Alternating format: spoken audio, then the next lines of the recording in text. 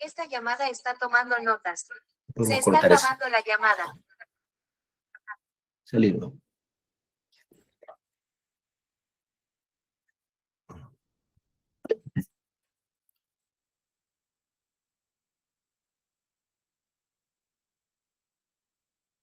Y bueno, como ya para los días con Magallanes Moreno, y vamos a compartir 5 temas en este periodo hasta febrero.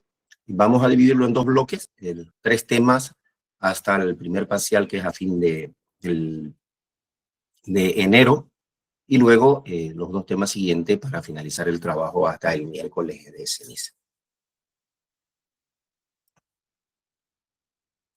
¿Se me escucha, licenciada? ¿Me puede decir si se escucha o si pueden estar viendo mi pantalla? Sí, licenciada, sale la pantalla y también se le escucha. Ok, muchas gracias. Bueno, vamos a comenzar con esta parte de la historia, hablando primero de dónde estamos, ¿no? La geografía. Y el estudio de la geografía es una ciencia fundamental para comprender el mundo en el que vivimos y la relación que tiene el ser humano con todo lo que le rodea. Eso es la geografía. ¿Qué estudia la geografía? La geografía estudia al hombre, la naturaleza y el espacio, todo lo que habita. Aquí vemos una imagen con un río, una casa, árboles, una planicie y luego hay unas montañas. Entonces, todo esto es lo que conocemos como el estudio de la geografía, la naturaleza, y vamos a ver cuál es la acción que tiene el hombre con la naturaleza. Y también la geografía estudia y analiza el espacio donde nosotros vivimos y cómo la vamos transformando.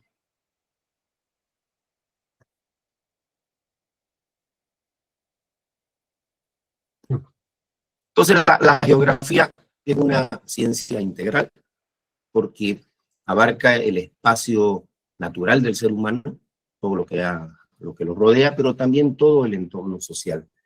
Entonces, y como estudia el estado donde uno vive, y se puede decir que es una ciencia mixta, no es natural ni es social, porque tiene elementos físicos, tiene elementos humanos, tiene elementos culturales.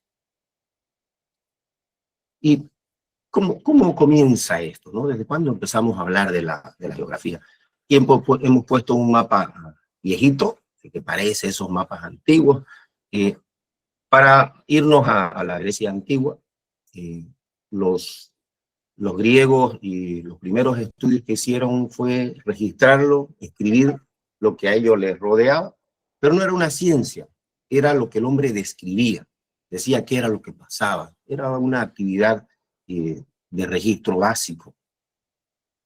No había un estudio profundo, no se conocía distancias de espacios.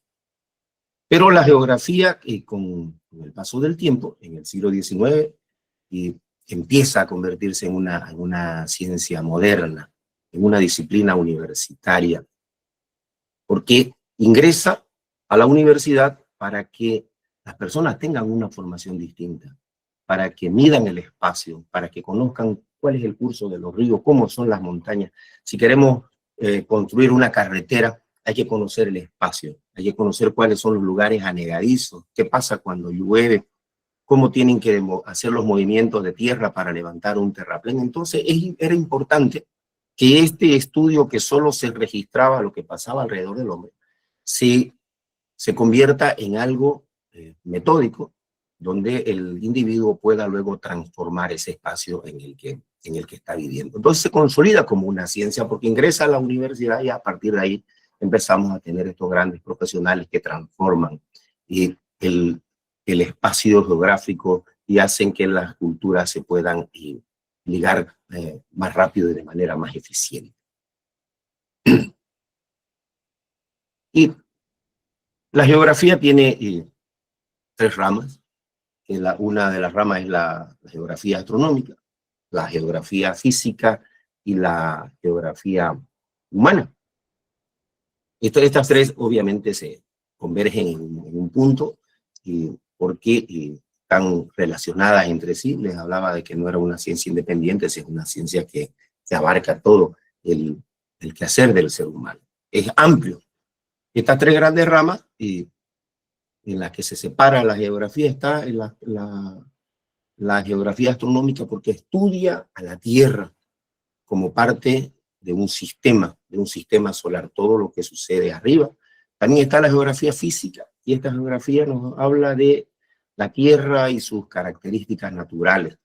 Era lo que les comentaba, si hay montañas, si hay ríos, si hay lagos, si hay superficies muy bajas, si hay mares. Y la geografía humana, que es la que estudia toda esta relación que tiene el hombre y la intervención que hace en esa naturaleza, la intervención que el hombre hace para transformarla, para adaptarla a su forma de vivir.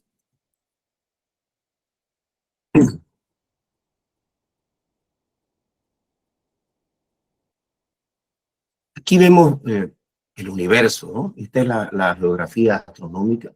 Si miramos hacia arriba, vamos a ver el cielo. Si nos alejamos de las ciudades, vamos a ver estrellas que están reunidas, agrupadas, vamos a ver luz, y lo vamos a ver, por supuesto, oscuridad, y podemos ver distancias e imaginarnos relaciones de una estrella con otra. Entonces, eso es lo que se conoce como el universo, los cuerpos celestes, el espacio y que hay entre ellas, el espacio infinito, y todos los cuerpos que están arriba, y están allá arriba en el cielo, como le decimos, son los cuerpos celestes. Y estos cuerpos celestes se agrupan en estrellas y en galaxias. Las estrellas pueden formarse para formar constelaciones, pero cuando son muchísimas se llaman las galaxias, ¿no? Las galaxias es esta agrupación de estrellas que vemos, que a veces hay una luz grande. La gente dice la Vía Láctea en la calle de la leche, que es la traducción en español, porque cuando hay el cielo despejado, hay una época en el año donde uno puede ver un espacio muy, muy blanco. Entonces se imaginaban que era una calle de la leche, una calle blanca que existía en el cielo. Esto lo hemos visto en la época del colegio, ¿no? Y también nos sorprende ver la noche oscura y después que de pronto se ilumina con alguna luz que cae. Y eso lo vamos a ir viendo ahora en el transcurso de la exposición. Entonces, las estrellas son unos astros que tienen una luz propia. Dice ahí, estrellas tienen luz propia. Es una fuente de gas que está todo el tiempo ardiendo. Y las galaxias son cuando se agrupan, tienen polvo, tienen gas y tienen polvo, y se las denominan cúmulos galácticos. Y dentro de ese esquema se llama lo que nosotros llamamos el sistema solar. El sistema solar viene a ser todo lo que gira alrededor de una estrella muy grande que se llama el Sol. Y aquí vemos una imagen de la Vía Láctea, lo que les comentaba de si miramos al cielo, vamos a ver espacios oscuros como espacios muy brillantes, porque podemos ver que están agrupadas algunas estrellas, aunque parece que están cerca, que están a millones de años luz, distancias lejos de nosotros y también lejanas entre ellas, pero emiten una luz tan grande que pareciera que estas estuvieran juntas. Y nosotros estamos ahí, en esa Vía Láctea, y estamos en lo que llamamos el sistema solar. Una de esas estrellas, es lo que le decimos el Sol, y alrededor de este Sol están los planetas, que es donde nosotros vivimos. Y estos planetas giran alrededor del Sol, tienen un tiempo establecido. En el caso de nuestro planeta Tierra, gira alrededor del Sol y vuelve a su punto cada 365 días. Y ese lo llamamos año. Esa gira, ese movimiento se llama de traslación y hace cada 365 días y 6 horas. Entonces, cada 4 años, esas 6 horas restantes las agrupan y sale un día. Entonces, cada 4 años sale un día, un año que se llama el año bisiesto. Tiene un día más. Y ese día, además, del 366, se lo agregaron al mes de febrero. Cada 4 años, el mes de febrero tiene 29 días. Normalmente tiene 28. Y aquí nosotros podemos ver 8 planetas. Mercurio, que está muy cercano al Sol. Venus, que es un planeta brillante. Planeta azul o celeste es el planeta Tierra. Un planeta grande es el planeta Júpiter. Luego, un planeta muy grande y característico por sus anillos es el planeta de Saturno. Son unos anillos de gases y de meteoritos. Luego hay un planeta que es Urano. Neptuno es el 8º planeta. Y son 8. Existe un planeta enano, pero no es un planeta, es un cuerpo pequeño que también da vueltas alrededor del Sol, pero no está reconocido entre los planetas centrales de nuestro sistema solar.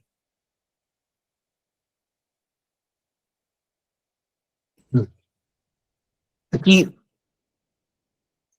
antiguamente se decía que la Tierra era el centro de nuestro universo, pero Nicolás Copérnico, que nació en 1473, era un astrónomo polaco, es el primero que dice, no es así. La Tierra se mueve alrededor del Sol, se mueve alrededor de una estrella, y los planetas de este sistema se mueven alrededor del Sol. Se llamó la teoría heliocéntrica.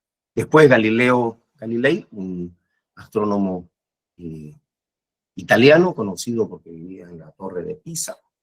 Este señor es el que reafirma la teoría heliocéntrica. Helios es Sol y céntrico es el centro. El centro de este universo ya no somos nosotros, sino es el Sol. Y finalmente otro astrónomo inglés, Newton, dice que es el que descubre la teoría de la relatividad, perdón, la teoría de la ley de la gravedad. Y es el que ve que todos los cuerpos caen, son atraídos hacia un centro gravitacional. Está la historia famosa de que él estaba leyendo o estudiando debajo de un árbol de manzana y una manzana cae. Y se hace la pregunta, ¿por qué cae la manzana? ¿Por qué llega al piso? Y hace un estudio que se llamó la ley de la gravitación universal. Por el peso existe una atracción hacia la Tierra. Estos son los grandes astrónomos que hacen la transformación de nuestra forma de vida alrededor de nuestro sistema solar. Y los planetas, o los expliqué antes, que estaban al lado del Sol y que se giraban alrededor del Sol, y son unos cuerpos celestes que no emiten luz. Son oscuros y tenemos luz en la medida que la estrella grande, que es el Sol, nos ilumina. Acá los tenemos a los 8 planetas en esta misma diapositiva semejante a la anterior. Podemos ver que existen unos planetas sobresalientes o destacados. El planeta Venus es un planeta brillante. El planeta Saturno tiene unos anillos. No están puestos los anillos, sino que es una masa, gas, piedra o cuerpos celestes que giran alrededor de Saturno y que da el efecto de que tuviera unos anillos alrededor de él. Y Júpiter, que es un planeta muy grande, y que está muy cerca de nosotros, ¿no? Estos son simplemente para resaltar que existen planetas distintos.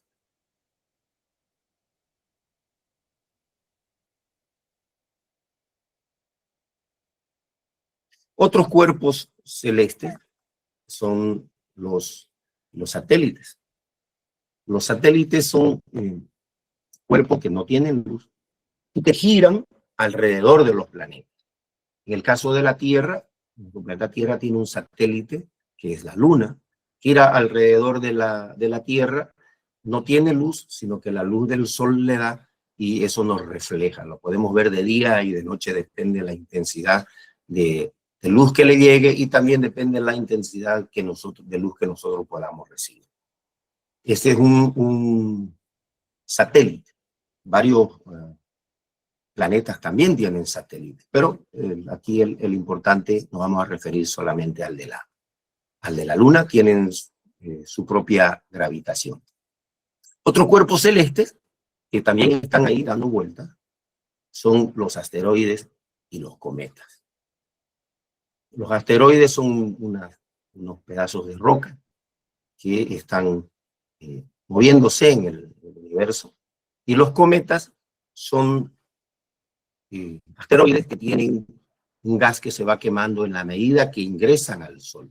A medida que llega al Sol, este gas empieza a derretirse y produce un fuego grande, como vemos en la imagen, que tiene una cabeza, un núcleo, y esta cola larga, se puede ver el fuego que se va, la cola que queda de todo ese material que se va extinguiendo. Los cometas son unos cuerpos celestes que giran también alrededor del Sol y que tienen un tiempo determinado para dar vuelta. Por ejemplo, hay un satélite, un cometa famoso, que es el cometa Halley, que aparece cada 70, cada 76 años por nuestra Tierra. Lo vemos y después desaparece para ir viajando por el universo. Otros cuerpos celestes también son los meteoritos. Y estos son unos cuerpos menores, unas rocas pequeñas que también están dando vuelta por el universo y que al ingresar a nuestro planeta se queman, producen luz y luego caen o se desintegran en el espacio o caen en forma de pequeñas piedras dentro de nuestro planeta. Entonces, hablamos de que otros astros son los asteroides, los cometas y los meteoritos.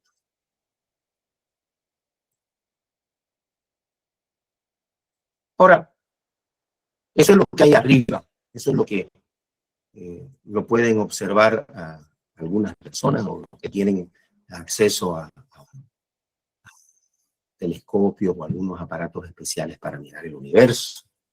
Pero, ¿dónde vivimos nosotros?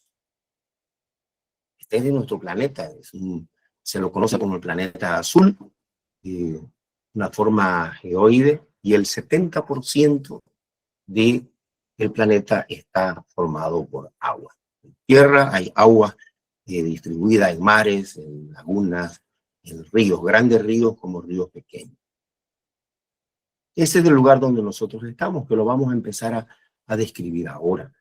Y esta Tierra, nuestro planeta, tiene un sistema de rotación. Hace rato hablaba de que gira alrededor del Sol, y cada 365 días se forma lo que llamamos un año. Pero también tiene un movimiento propio, gira sobre su propio eje, da vueltas sobre su propio eje. Y ese movimiento de rotación lo hace cada 24 horas. Ahí da origen al día y a la noche. Sabemos que el Sol va dando, en la medida que gira que gira el planeta, va iluminando diversos espacios. En la medida que le da más luz, el amanecer, el mediodía intenso o el crepúsculo, y se generan diversos colores bellísimos en nuestro diario vivir. Este es el movimiento de rotación sobre el propio eje, y al mismo tiempo hace el movimiento de traslación, que es el que da la vuelta alrededor del Sol. Ese movimiento de traslación también lo realizan los planetas, los 8 planetas conocidos en nuestro sistema.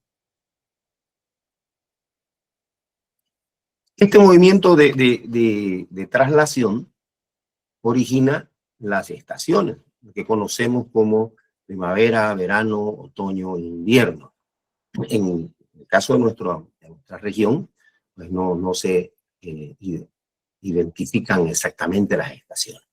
Pero sí nos da una referencia, y cuando es el invierno, el planeta recibe poco calor del Sol por el grado de inclinación que tiene la Tierra en su movimiento, y los árboles se secan, baja su savia, no se mueren, sino que secan porque reciben poca energía para vivir. Entonces se mantienen, y luego, cuando el sol otra vez empieza a regresar y a darle más calor y más energía, empiezan a revivir, y se llama esta transformación al verano, a la primavera, al otoño, depende de la estación donde estamos. Este movimiento alrededor del sol genera dos procesos interesantes, que son los solsticios y los equinoccios. El equinoccio es cuando la Tierra recibe la misma cantidad de luz y la misma cantidad de oscuridad. Eso sucede en el 21 de junio, que llamamos el solsticio lo recibimos en marzo, que es el equinoccio, y luego lo recibimos, tenemos el equinoccio de otoño y el equinoccio de primavera, que es cuando recibe la misma cantidad de luz una parte de la Tierra, luego está de noche, y luego recibe en la otra estación la misma cantidad de luz y de noche. Vendría a ser igual. Y los solsticios es cuando recibe mucho calor en el solsticio de verano, con mucho frío en el solsticio de invierno. Eso es lo que genera el movimiento de traslación. El movimiento de traslación genera las 4 estaciones, y el movimiento de rotación genera el día y la noche.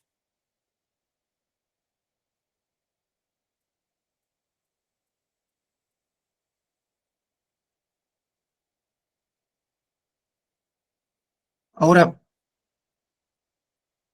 el planeta se ha creado una convención con líneas imaginarias para dividir los espacios que hay, la distancia que hay entre un punto y otro, desde la parte de arriba, que es el norte, a la parte de abajo, el sur, las distancias que hay, o desde el este, que es por donde nace el sol, hacia el oeste, por donde vemos que se oculta el sol.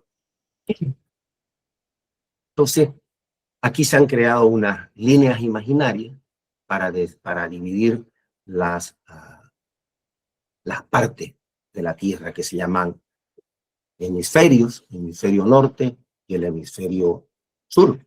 Aquí estamos. En esta imagen podemos ver que unas líneas imaginarias han dividido el planeta. Esas líneas imaginarias son creadas por los estudiosos, ¿no? Es decir, no existen estas líneas escritas en nuestro planeta, como pueden existir montañas, como existen ríos, como existen lagos o como existe el mar. Son unas líneas imaginarias para ubicarnos en este lugar. Y los paralelos son estas líneas que dividen el planeta en hemisferios, el hemisferio norte y el hemisferio sur. Y existe una línea imaginaria que pasa por el ecuador y se llamó la línea del Ecuador.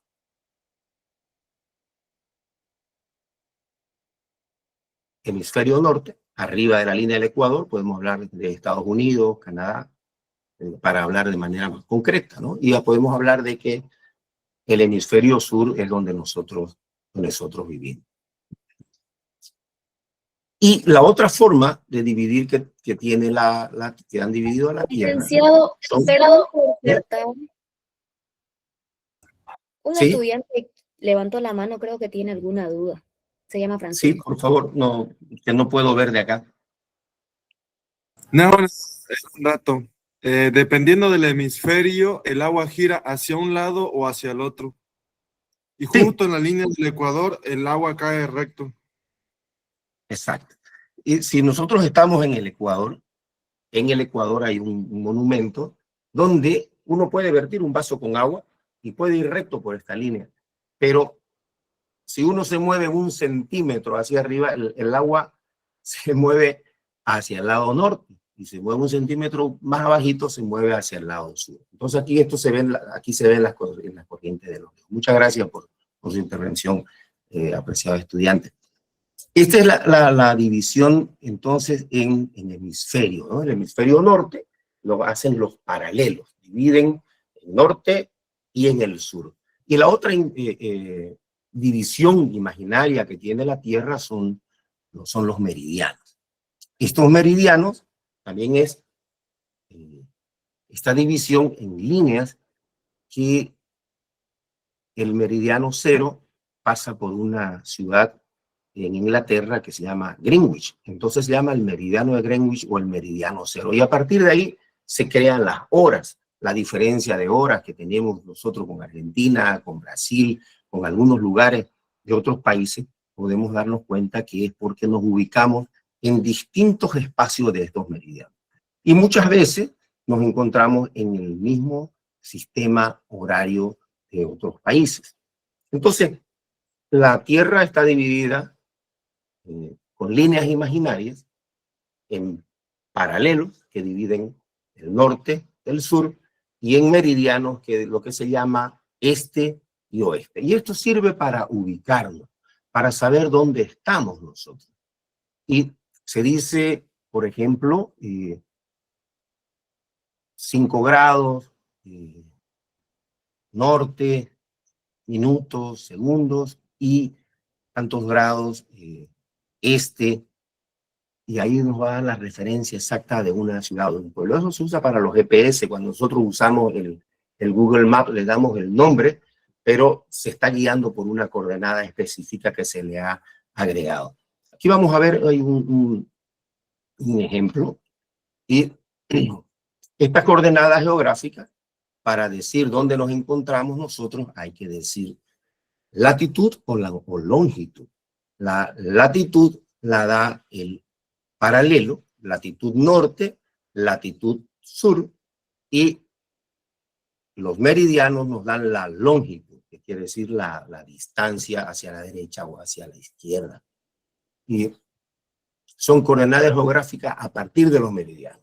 Y se puede localizar, como les decía, cualquier punto en la Tierra si uno dice la longitud y la latitud de un lugar.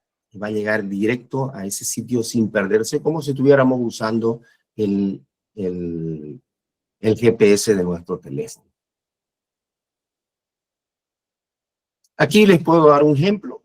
Si nosotros vemos que la ubicación geográfica de Santa Cruz de la Sierra, la Plaza Calleja, se la conoce como el centro de Sudamérica. Van a la Plaza Callejas de Santa Cruz, hay un monumento donde dice, este es el centro de Sudamérica. Y se encuentra en las coordenadas 17 grados, 47 minutos, 21 segundos sur, es decir, al sur del Ecuador.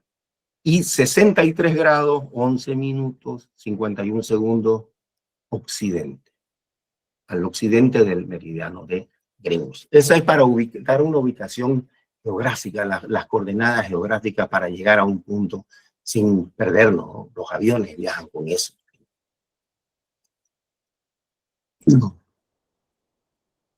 Entonces, la latitud es la distancia según la línea del Ecuador. Y la longitud es la distancia según el meridiano de Greenwich. Esto es para ubicarnos. Pero ¿cómo nos ubicamos? Nos ubicamos mediante mapas. Durante toda la historia, las personas fueron anotando qué pasaba, dónde se movían, qué tiempo recorrían, a qué velocidad iban. Entonces iban ubicando la distancia que había. Y a partir de ahí hicieron cartas. Aparece la cartografía, los cartógrafos, y hacen los dibujos de los lugares que recorren. Y esto les daba una ubicación para poder viajar ubicándose, sobre todo hace 200, 300 años en los mares, no había cómo guiarse, sino con una brújula que decía dónde era el norte, el sur, el este, el oeste, o por las noches mirando una de las estrellas donde lo podían conducir. Esto, los primeros cartógrafos. Quiere hablar Brian. Sí. Sí, dígame. Brian Antonio. Ah, no, perdón, Brian Anthony. Es que levantó la mano y quizás tiene alguna duda sobre el tema. Bueno, mientras se comunica. Actualmente los mapas nosotros los usamos por satélite, ¿no? Pero antes el hombre realizó los dibujos. Era un trabajo muy arduo, ¿no? Comenzaron en Egipto los primeros cartógrafos en Mesopotamia y esto le ayudaba a dibujar los espacios agrícolas, las regiones, cuáles eran los lugares altos, los lugares bajos. La forma de ubicarnos era mediante estos mapas. Y luego tenemos la geografía física, ¿no? ¿Cuál es el espacio? La geografía física estudia las características de la Tierra, nos dice cómo es, cuál es su historia, cómo se formó, qué edad tiene, qué tiempo pasó para estas formaciones. Entonces la geografía física es la que nos dice si hay montañas, si son altas, si son bajas, si son montañitas, qué tipo de curso está alrededor de estas personas. Y también el planeta en el que vivimos pues tiene unas edades, ¿sí? Podemos ver, estudiando la Tierra, podemos saber qué tiempo transcurrió desde un determinado momento, importante, ¿no? Entonces, existe esta división del tiempo de la Tierra, se llamaron edades geológicas. Y esto es, como les puse ahí arriba, están divididas en 5 épocas geológicas. Sí, dígame. Una consulta, pasa que en algunas historias hay supuestamente dos teorías sobre la Tierra. Dicen que es redonda, otra la teoría que es ovalada y supuestamente que es plana, y la verdad que hay ahí una controversia, pues no, y esa era mi duda, digamos, quería un poco que me explique, a ver. Bueno, vamos a poner un punto claro. Y nosotros vamos a dar un examen para ingresar a la universidad y vamos a guiarnos en función del plan de estudio que le ha subido a la plataforma para evitar confusiones y controversias, para que reciban una información que posiblemente no esté en el material que se les ha dado. Si yo le doy una información que no está en ese material, podríamos darle una información innecesaria que al momento de dar su examen no les va a ayudar en nada. Y es posible que esta información más bien les haga dudar al momento de emitir un criterio y eso les pueda perjudicar en el examen, ¿no? Entonces vamos en este momento a basarnos en el material que ustedes tienen, y lo que puedo decirles es que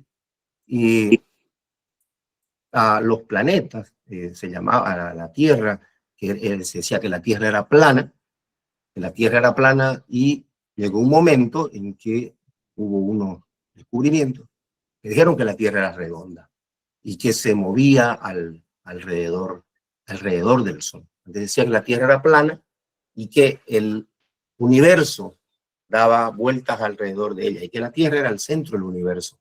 Esa teoría cambió cuando le dije con Nicolás Copérnico, que fue el primero que habla de eso, y después aparece Galileo Galilei, que tuvo una controversia también con la Inquisición, y finalmente se habla de la teoría de la relatividad, que se da en función de la redondez de la Tierra y de los movimientos que la Tierra tiene, tanto sobre su propio eje como alrededor del Sol, su movimiento de rotación como su movimiento de transición. Luego, Hay otra información que ustedes pueden encontrarla en controversias, en informaciones de Facebook, en muchas fuentes, pero fuentes científicas, libros, historiadores, no la tenemos para decirla, y eso nos podemos tirar un tiempo muy largo discutiendo. Vamos a avanzar en estas edades de la Tierra, que es lo que ha transcurrido en la Tierra. La primera era se llama la era arcaica, y esta era es la primera fase que se conoce, que es la formación de la corteza de la Tierra.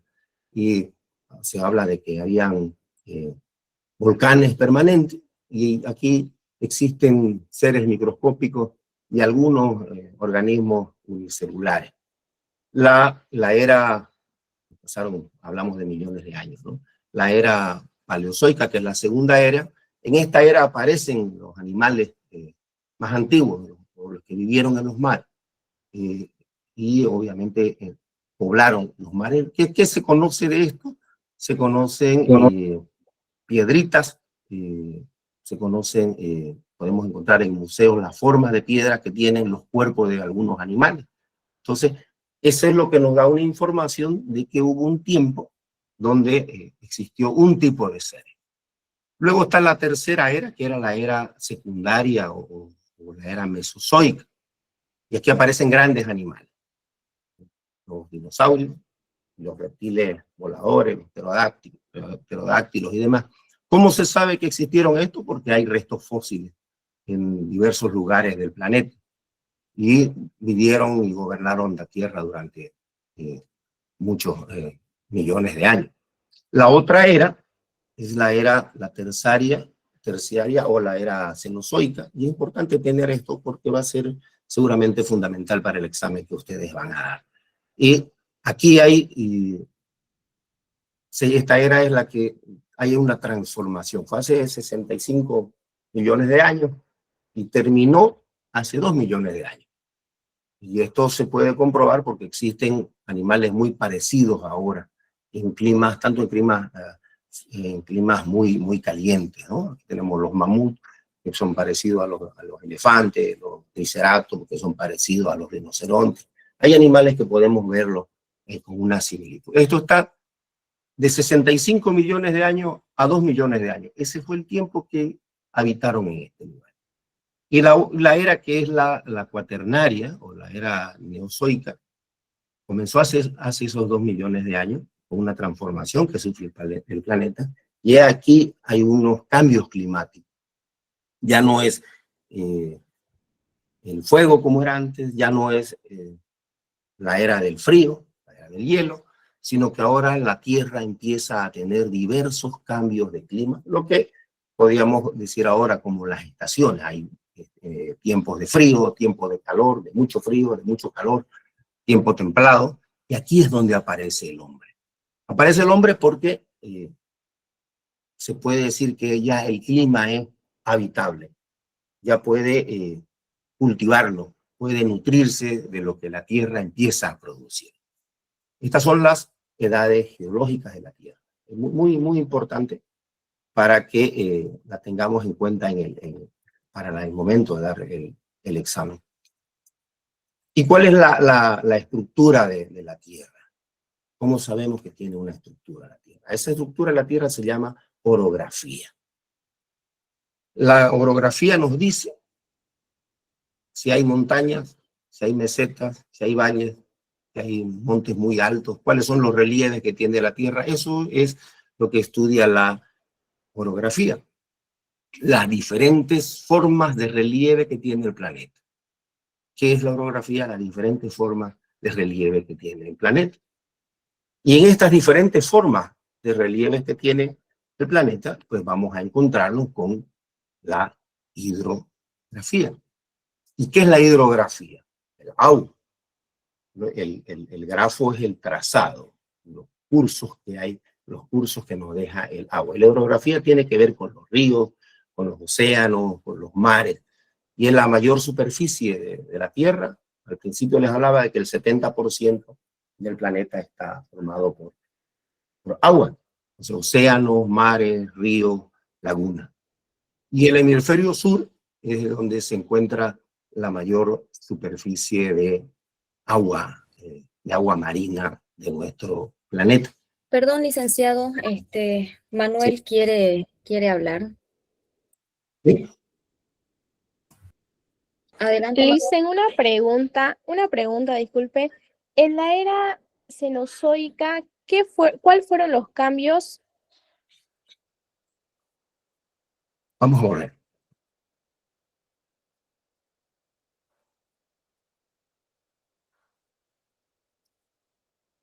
En la era cenozoica es lo que reina el frío. Es una temporada, podría decirse como en esta película, ¿no? Es la era de hielo. En la era anterior, que era la secundaria, están los grandes animales, los dinosaurios y los reptiles que podían volar.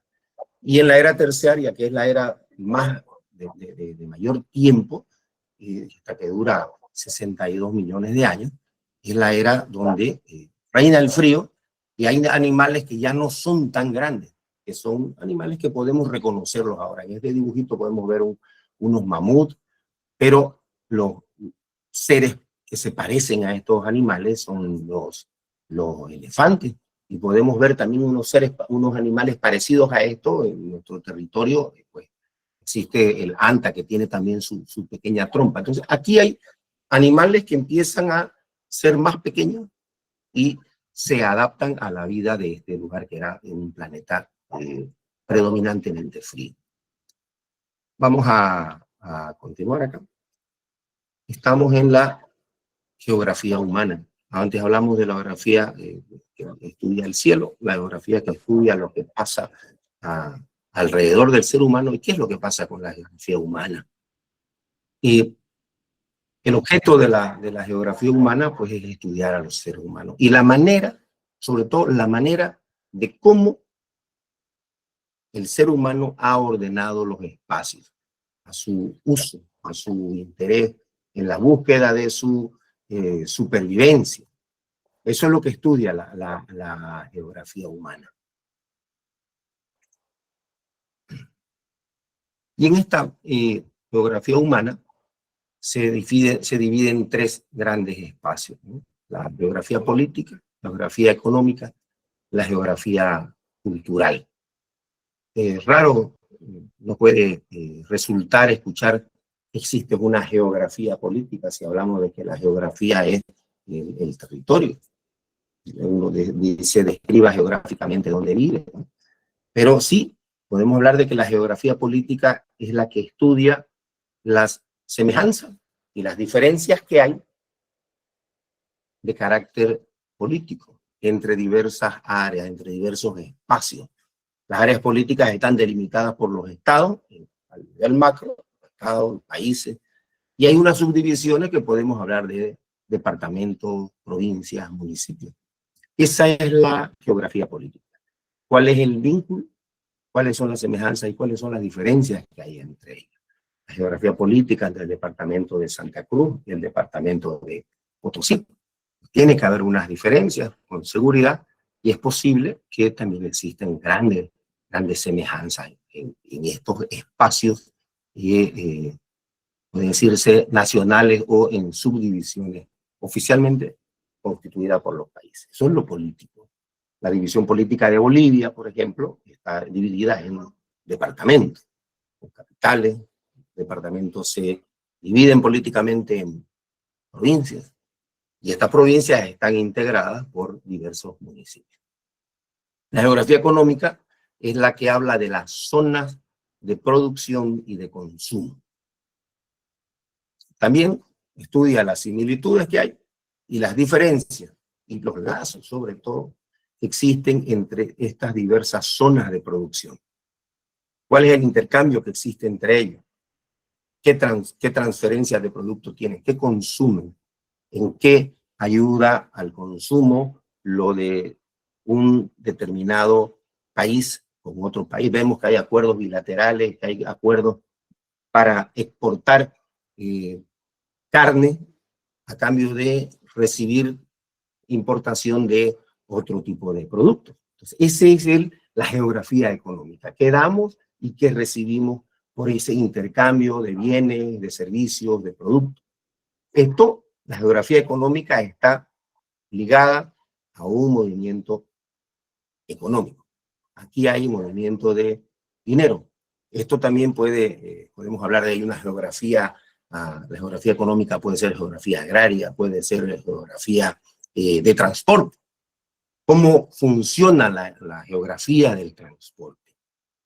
Podemos hablar de que existe un transporte internacional, o buses que salen desde Santa Cruz hasta Brasil, Argentina, Chile, Paraguay, pero también en esas mismas rutas existe una geografía de transporte urbano. Usan el transporte para las personas que viven dentro de la ciudad de Santa Cruz. Tienen rutas para ir a trabajar, para ir al colegio, para sus diversas actividades cotidianas. Esa es la geografía del transporte urbano, las líneas, los micros, los trufis, las motos, cómo se distribuyen ese espacio y qué movimiento económico generan. Pero esa misma geografía también tiene rutas internacionales. Esa misma geografía de transporte tiene transporte pesado, como puede tener transporte humano, de nosotros que vamos a nuestras fuentes laborales, pero puede tener un transporte pesado. Y esa economía de transporte pesado puede estar dividida en diversos sectores. Los que transportan minerales, los que transportan cemento, los que transportan gaseosas.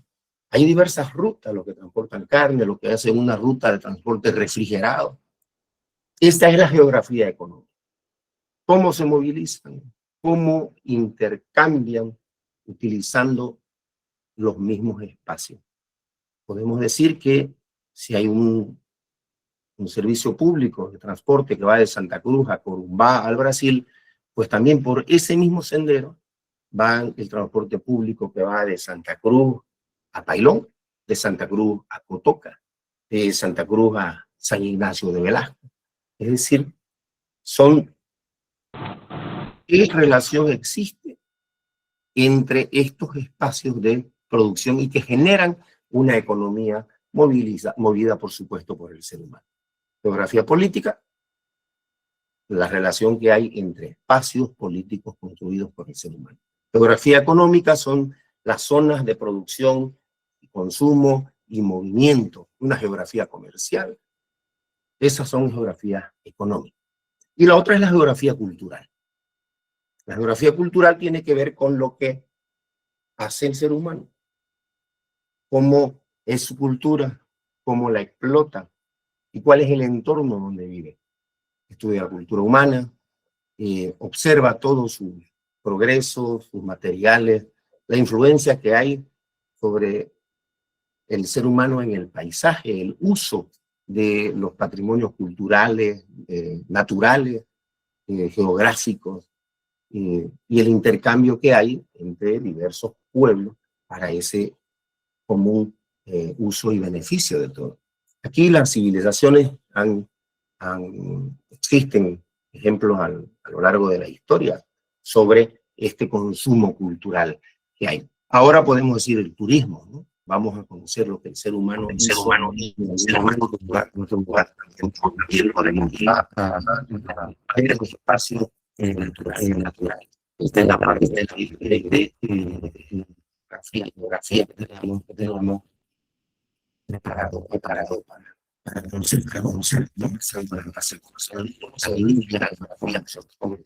y cuánta de tenemos. Perdón, licenciado, creo que su audio se escucha entrecortado. Por favor. Desde no se me escucha. Se escucha entrecortado, licen, sigue, no sé si es tema de conexión. Voy a ver si me conecto por el teléfono. Por favor, algunos estudiantes me confirman si lo escuchan así también. Sí, no, sí, se escucha mal. No se lo escucha bien. Entrecortado. Se escucha entrecortado. Se escucha entrecortado. El audio se escucha doble. No se entiende. No se entiende lo que habla el licenciado.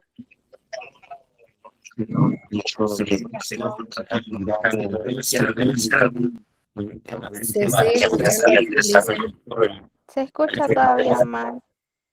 Sí, Disculpen, ¿a mí me escuchan bien, sí? Sí, Sí, sí. no se le entiende nada. licenciado.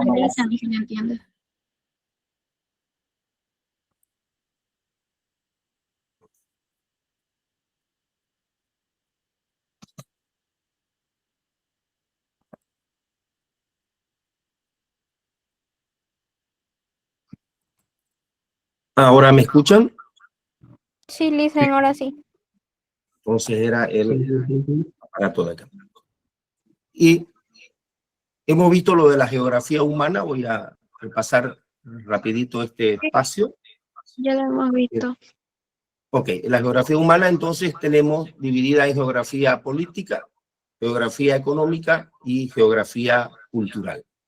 La geografía política es la que estudia las semejanzas y la diferencia que hay de carácter político entre un espacio, puede ser un país, entre países, puede ser entre departamentos, puede ser entre poblaciones grandes o pequeñas. Eso es lo que estudia la geografía política. La geografía económica es la que estudia las zonas de producción y de consumo. Las zonas de producción y de consumo podemos hablar de diversas actividades de producción. Puede ser agraria, como le comentaba, puede ser de geografía de transporte, puede ser de comercio, puede ser de industria.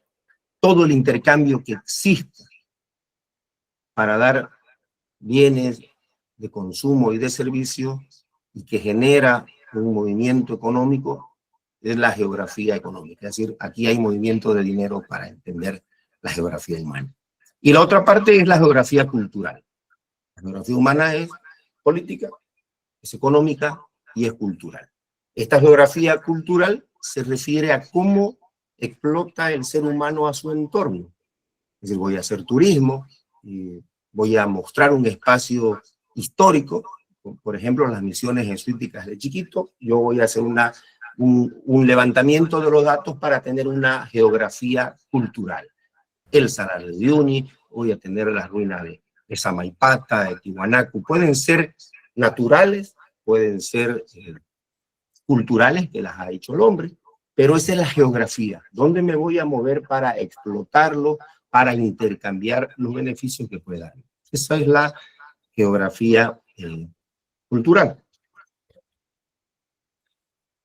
Bueno, entonces vamos a hablar un poco de lo que queda de la clase de los continentes, que es la otra parte que hay dentro de este primer tema. No lo vamos a terminar el tema 1, falta de los continentes, vamos a hablar luego de, finalizando el tema 1 de Bolivia y de Santa Cruz, y eso lo vamos a hacer para el día lunes.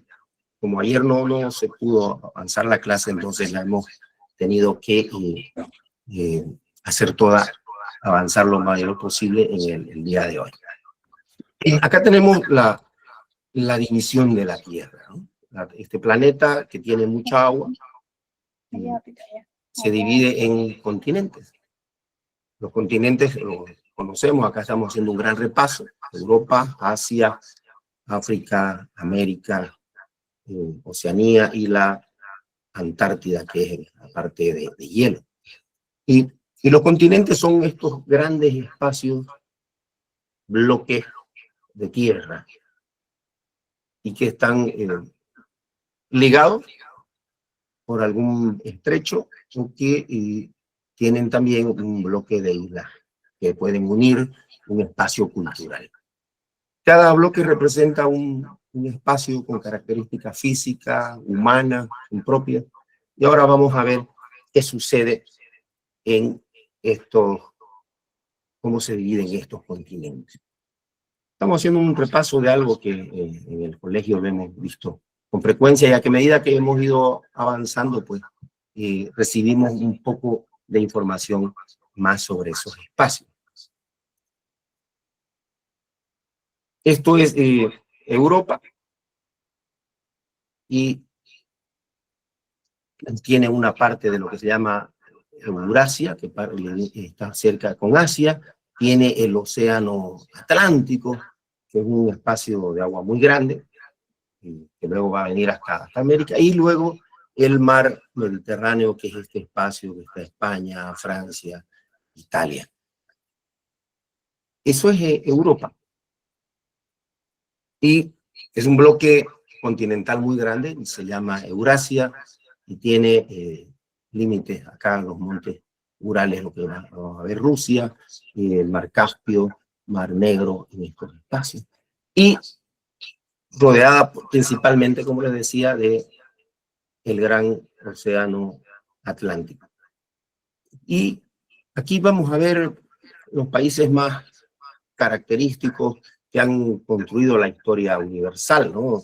España, Francia, Alemania, Italia, esto que parece una bota, y Rusia, que es un país muy grande, y los países nórdicos, acá escandinavos, Noruega, Suecia, Finlandia, Islandia. Esta isla muy grande también forma parte de Europa, que es lo que se conoce como el Reino Unido. Ahí está Inglaterra. Avanzamos. ¿Y qué tiene Europa? ¿Cuál es el relieve que hay? Pues hay montañas, están los Alpes, los Pirineos, los Montes Urales, y conocidos en diversas películas y cuentos, ¿no? Y acá están los Alpes, y aquí están los Montes Pirineos, que limitan la península ibérica, España con Francia. Son los relieves más grandes. Los relieves son estas montañas, ¿no? Las montañas más altas que podemos encontrar en cada continente. Y Europa también tiene muchas islas y tiene penínsulas. ¿Y qué es esto, no? Las islas son pequeñas agrupaciones de tierra alejadas de un bloque central. Por ejemplo, Inglaterra y la Gran Bretaña es una isla de Europa. Aquí está Inglaterra, Escocia, Irlanda. También está otra isla más arriba que es Islandia. Estos son las islas más sobresalientes que podemos encontrar en Europa. Pero también tenemos unas islas que se llaman las Islas Baleares, por aquí, que es donde está, son sitios turísticos muy famosos, ¿no?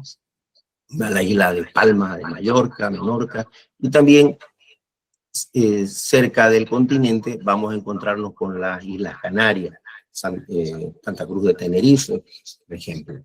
Son las grandes islas que se pueden apreciar como, además que tienen historia y con la que nosotros nos estamos comunicando, vemos siempre informaciones de ellas.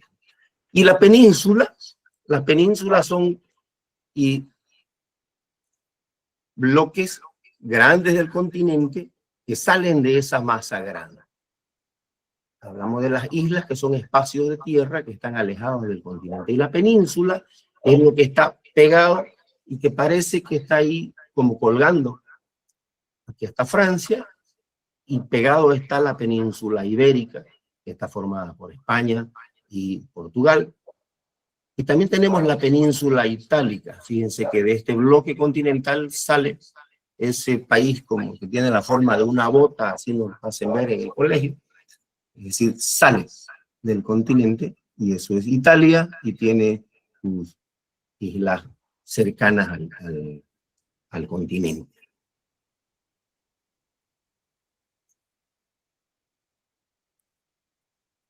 ¿Qué ríos hay en Europa? Hay ríos, no vamos a estudiarlos todos los ríos, por eso hay ríos que recorren grandes espacios, ¿no? El río Danubio, por ejemplo, vean, recorre casi toda Europa. Diversos países, Alemania, y también está Austria, y sale al mar Negro.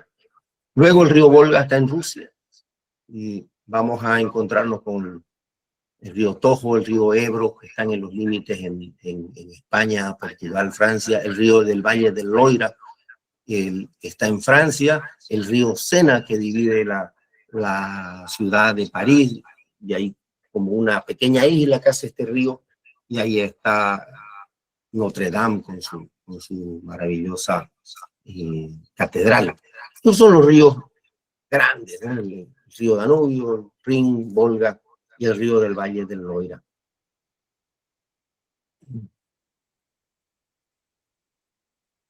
Y vamos a hablar del otro continente. Un ratito que estoy seco.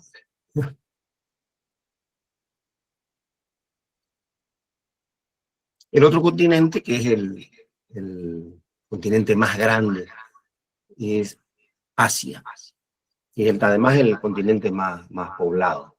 Está rodeado del océano Ártico, que va arriba, el océano Pacífico, que es el que llega hasta nuestras costas, y también está separado de África, por acá está África, por el mar Caspio. ¿Cuáles son los países que podemos ver de mayor predominio aquí en Asia? Pues India, que es un país pobladísimo, azul, Rusia, Mongolia, China, son los países que podrían ser llamados también continentes. Esa es la masa continental más grande que hay y de mayor ubicación que tiene el planeta. ¿Y cuáles son los relieves que existen aquí? Las montañas más importantes que están son las montañas del Himalaya, y esta montaña tiene el pico más alto, que es el monte Everest, más de 8.000 metros sobre el nivel del mar, conocido por los alpinistas, por los grandes atletas que tienen que preparar su físico para poder subir esa montaña que lleva meses, años de preparación. Un boliviano subió al Everest hace unos 20 años. Son las montañas más altas. La elevación más grande que existe en el planeta. Pero también no solo hay montañas, también tiene desiertos. El desierto Gobi, el desierto de Arabia, son las extensiones esas de arena poco poblada, de muchísimo calor, que tiene gran cantidad del planeta. Todo esto influye en el clima, porque hay vientos, calores, y esto llega a todo el planeta, no solamente en el movimiento climático que tiene el continente, sino todas esas olas de calor nos llegan hasta nosotros. Influyen en el resto del planeta. También hay, por supuesto, ríos. ¿Cuáles son los ríos más importantes o los más sobresalientes que hay? El río Yangtze, que está en la India, el Pangho, el río Ganges, el Indostán, esto es la India, el Indo, fíjense cómo recorre el continente. El río Éufrates, el río Tigris, que son los más, podemos decir, están citados desde la Biblia. Son los grandes fenómenos de agua por donde el ser humano estuvo durante muchos siglos, moviéndose, llevando sus productos, migrando. Luego el otro continente es África, que está en la parte sur del planeta. Es un continente que tiene mucha selva, tiene mucha historia por los árabes, por los egipcios, y tiene una zona tropical, caliente, grandes árboles, y está separada de Europa, como vimos antes, por el mar Mediterráneo y el mar Rojo. Bueno, estoy muy seco. ¿Me están escuchando? ¿Aló? Sí, listen, se escucha bien. Entonces, este es el segundo continente más grande del planeta. Aquí podemos encontrarnos con Pero aquí podemos encontrarnos con la parte de los países árabes que está al norte y al sur lo que se conoce, por ejemplo, Sudáfrica, que es muy conocida por las luchas de los movimientos raciales. Angola, toda esta parte del sur es conocida por sus minas de diamantes y por una riqueza forestal muy grande.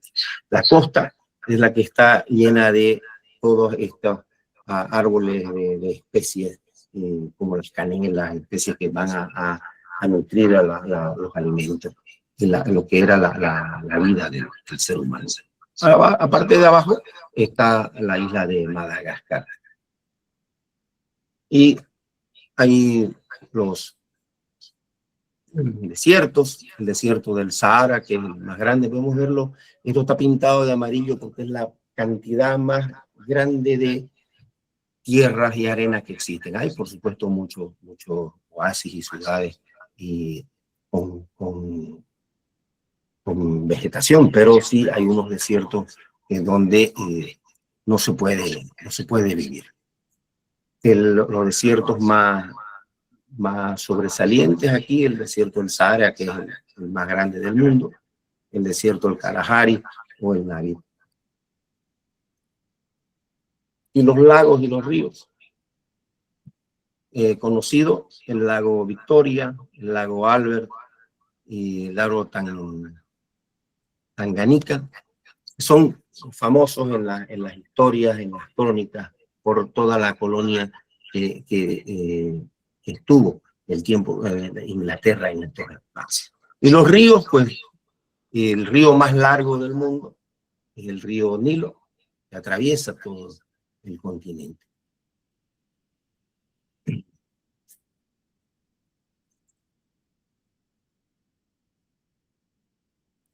Y vamos llegando donde nosotros vivimos, ¿no?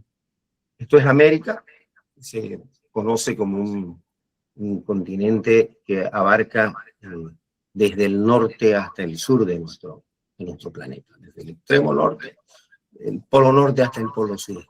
Divide América del Norte, lo que se conoce como Estados Unidos, Canadá, América Central con las Antillas, una cadena grande de islas, América del Sur, donde nosotros estamos. Le comentaba que Santa Cruz, la Plaza Calleja, se dice que es el centro de Sudamérica, y en la parte de abajo pues están las Islas Malvinas y la Antártida. Eso es nuestro continente, ahí donde nosotros estamos viviendo. Déjenme mover un poco.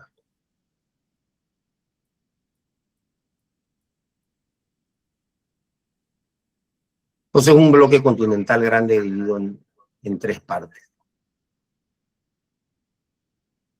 Algo pasó aquí.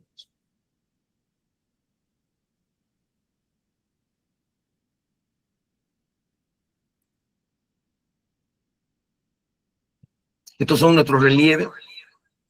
La parte que está con café son las partes más altas, ¿no? Acá tenemos en la parte del norte las montañas rocosas o rocallosas, los montes Apalache, que se extiende todo esto desde el norte del continente hasta prácticamente México, ¿no?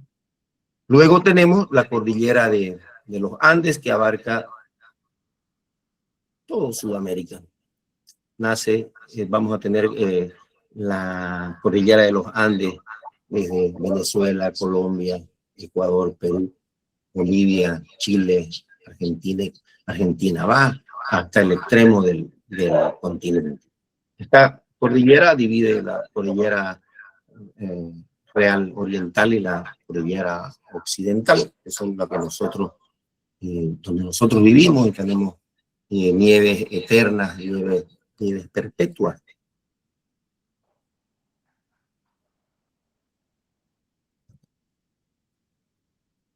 Eso es Centroamérica y las islas, ¿no? En Centroamérica podemos ver nosotros, y puse este dibujo para que veamos el continente. Esto es Norteamérica, Estados Unidos, Centroamérica, América Central, México, Honduras, Nicaragua, Costa Rica, Panamá, y que se une al continente con Colombia, pero acá tenemos las islas. Por eso puse este dibujo para ubicarnos entre el continente. ¿Cuáles son las islas más más sobresaliente es la isla de Cuba, que es la isla grande, está cerca a Estados Unidos y cerca a México. Y luego hay una cadena más de islas grandes. Por ejemplo, esta isla es la que comparte Haití con República Dominicana, conocido, famoso últimamente República Dominicana por Punta Cana y sus sitios que son muy turísticos. Y luego hay una cadena de islas que son Puerto Rico, Trinidad, Tobago, Curazao. Bueno, eso se conoce como las islas o las Antillas que están en Centroamérica. Y los ríos de América, como hemos visto en los otros continentes, también hay grandes ríos. En el norte está el río Mississippi, Colorado, Río Grande, arriba, muy al norte, el Yukon, Mackenzie. Pero el más tradicional, conocido porque se hace toda en la colonia de Estados Unidos, el movimiento y el crecimiento sale a raíz de la navegación del río Mississippi. En Sudamérica, los ríos más grandes, la cuenca del Orinoco, que va por Venezuela, y la cuenca del Amazonas, que la tenemos desde Perú, Brasil, Venezuela, y llega al Océano Atlántico. Esta cuenca del Amazonas nosotros formamos parte. Bolivia tiene la afluencia por los ríos del norte, los que están en el Beni, Pando, y desembocan a este río que es el más caudaloso del mundo. Luego tenemos el río, la cuenca del Río de la Plata, este río que sale por Buenos Aires, pero nace en estos espacios de Brasil, pasa por la cuenca, esta cuenca viene del río Paraguay, este río pasa por la afluencia que nosotros tenemos, formamos parte también de esta cuenca, nuestros ríos van desembocando a estos ríos que luego son el río Paraguay, más adelante el río Paraná y desembocan al río de la Plata, que quedan entre Uruguay y Argentina, sale por Buenos Aires. Esas son las cuencas importantes. Hay, por supuesto, muchos ríos enormes y navegables, pero estas son las cuencas donde se va a distribuir las aguas que tenemos en el continente.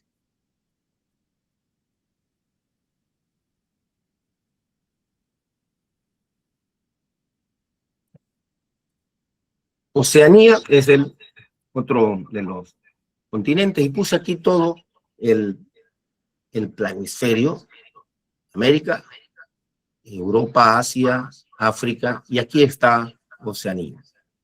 A un lado que pareciera una gran isla, pues este es el continente que también tiene su propia geografía e hidrografía, que la vamos a ver ahora.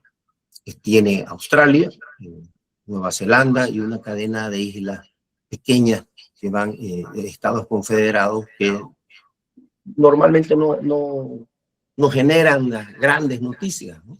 Pero sí forman parte del continente de Oceanía.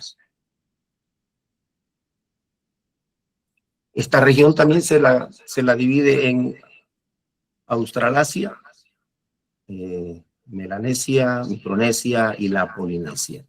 Todo eso forma parte del continente de Oceanía.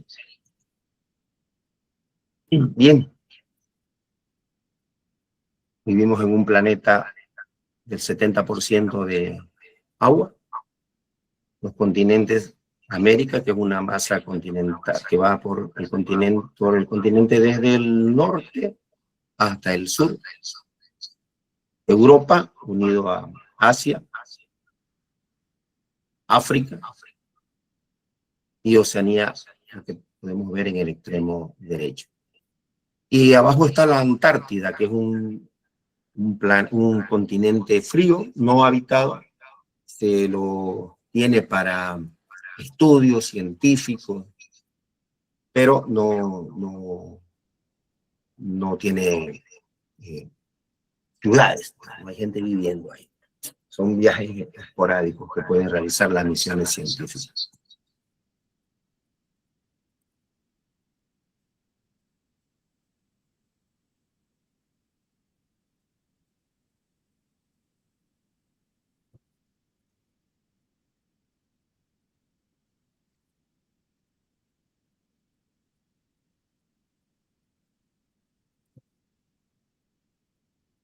En el programa que tenemos para este trabajo, no existe una descripción mayor sobre el continente de la Antártida.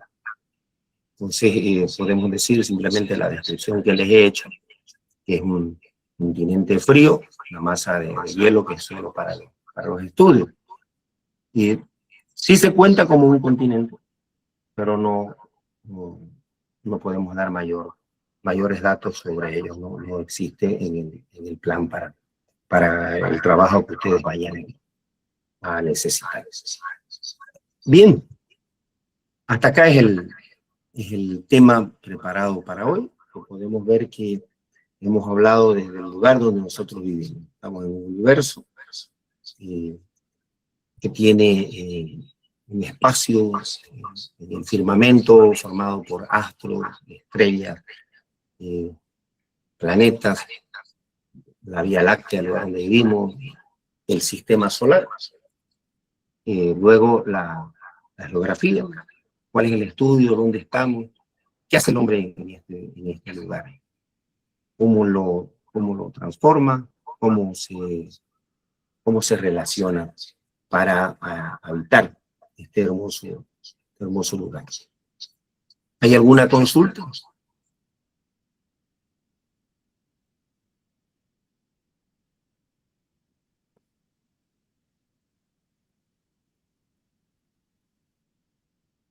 Bueno, entiendo que están desde muy temprano escuchando a docentes transmitirle alguna información para que ustedes puedan ingresar al examen. Son tarde del día, están desde las 4 de la tarde en las diversas clases, entonces se entiende que hay un agotamiento. Por si hay alguna duda, podemos hablar.